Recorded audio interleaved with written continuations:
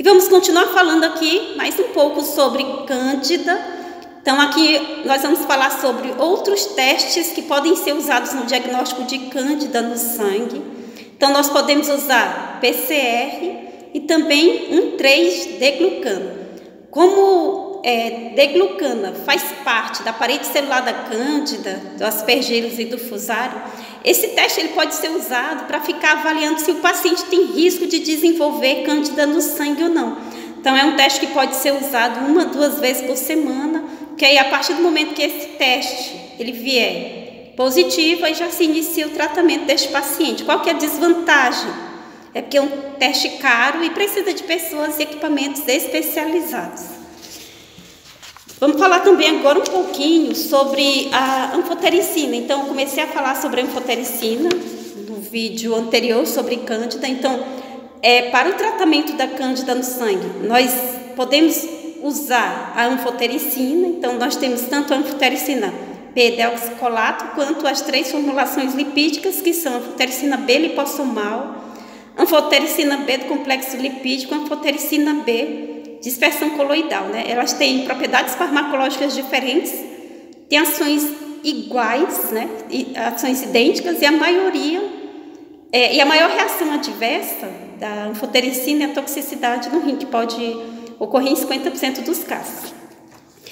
Doutora, mas eu queria saber o tratamento daquela Cândida que dá na região vaginal. Aí no próximo vídeo eu vou falar sobre isso. Aqui eu estou falando um pouquinho mais sobre essa Cândida que dá no sangue, daquele paciente que está grave, internado na UTI. Então, a Cândida no sangue, causada por Cândida glabrata, ela vai ser tratada com anfotericina B-deoxicolato, de 0,5 a 0,7 mg por quilo por dia. E a Cândida no sangue, causada por Cândida krusei, vai ser tratada com formulação lipídica de 3 a 5 mg por quilo por dia. Como eu falei, estas medicações, né, a anfotericina, ela tem alguns efeitos relacionados à infusão. Que efeitos são esses, doutor? Então, o paciente pode sentir, enquanto ele está tomando a medicação, calafrios, vontade de vomitar, vômitos, uma falta de ar, ou seja, o paciente pode ter broncoespasmo, pode ter vermelhidão na pele, a pressão pode ficar baixa, pode ter tontura, mas isso ocorre mais raramente. E também ocorre com mais frequência com a anfotericina B-deoxicolato. E o que nós vamos fazer para poder diminuir esses efeitos que o paciente pode apresentar quando ele estiver tomando anfotericina? Nós podemos usar antitérmicos como paracetamol, dipirona, antialérgicos como Fenergan, nós podemos usar também hidrocortisona, meperidina, dentre outros, dependendo do grau da reação. O que nós podemos fazer também? Administrar no paciente 500 ml de soro antes e após se aplicar anfotericina, e isso parece proteger os rins, porque, como eu falei, o maior problema causado pela anfotericina é porque ela afeta o rim dos pacientes que fazem uso. Então, metade dos pacientes que usam anfotericina vai ter alteração nos rins.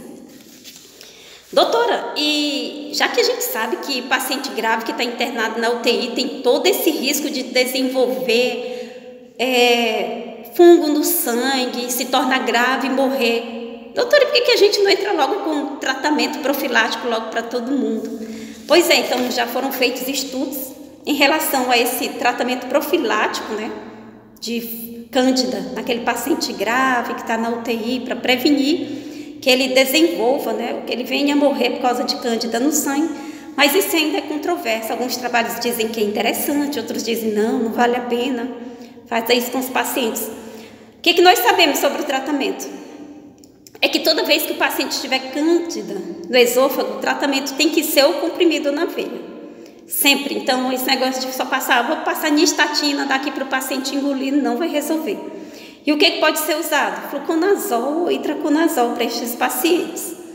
E a Cândida na boca? Aí sim, a Cândida na boca nós podemos usar nistatina, nós podemos usar o fluconazol, né, comprimido, ou EV, se houver necessidade, ou o itraconazol. E a Cândida na urina, doutora? não se trata cândida na urina quando a pessoa não tem sintomas não se trata quem não tem sintomas e não tem baixa quantidade de neutrófilos no sangue. Ou seja, se a pessoa fez o exame de urina, apareceu cândida, mas a pessoa não está sentindo nada, a gente não vai tratar. E também, se a pessoa tiver a quantidade de neutrófilos normais no sangue, nós também não vamos tratar. Ou seja, nós só vamos tratar cândida na urina naqueles pacientes que têm sintomas e estão com baixa quantidade de neutrófilos também no sangue, mesmo que eles não tenham sintomas, certo? Em relação aos triazólicos, que é o itraconazol, fluconazol, são medicações seguras e eficazes, são afetadas pelo mesmo mecanismo de resistência. Então, é contraindicado, por exemplo, o paciente está usando fluconazol, e aí a gente está vendo que não está dando certo e a gente substituir, por exemplo, vou tentar o itraconazol. Por que que isso é contraindicado? Porque, como eu falei, como tem o mesmo mecanismo de resistência, se não está dando certo com um, não vai dar certo também com o outro. Então, o fluconazol é a medicação de escolha entre os triazólicos para o tratamento da candidíase, tanto no sangue, na boca e garganta, no esôfago, na vagina, na urina. Então, o fluconazol também, ele é o antifúngico que tem a melhor penetração no sistema nervoso central e no olho, né? No humor vítreo.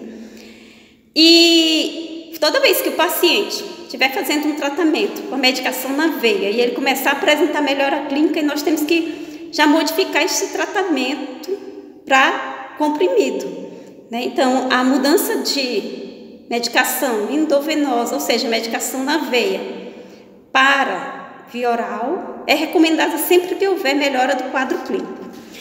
E é interessante aqui também estar que muitas pessoas ficam, doutora, mas e onde é que encontro sobre esse tratamento? Então, o tratamento da cândida no sangue, ele está orientado por consensos, e existem medicações orais injetáveis, como eu acabei de falar. Então, nós temos vários consensos, como da Sociedade Americana de Doenças Infecciosas, da Sociedade Europeia de Microbiologia e Doenças Infecciosas, Sociedade Brasileira de Infectologia, Sociedade Paulista de Infectologia e Sociedade Brasileira de Medicina Tropical.